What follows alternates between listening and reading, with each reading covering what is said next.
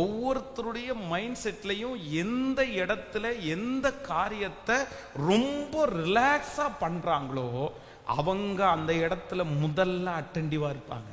நான் நம்புறேன், நீங்க உங்களுடைய வாழ்க்கையில எந்தெந்த காரியத்தை டென்ஷனா பண்றீங்களோ அந்த காரியத்தை எல்லாம் ரிலாக்ஸா பண்ணக்கூடிய ஒரு கிருபை மட்டும் உங்களுக்கு கிடைச்சிருச்சுன்னா நான் நம்புறேன், அதை நேர்த்தியாகவும் சந்தோஷமாகவும் செய்வீங்க. அது உங்க மனசுக்கு ஸ்ட்ரெஸ்ஸா இருக்காது, அது உங்களை வேதனைக்குள்ள ஆளாக்காது, அது உங்களுக்கு வெறுப்பை கொண்டு வராது.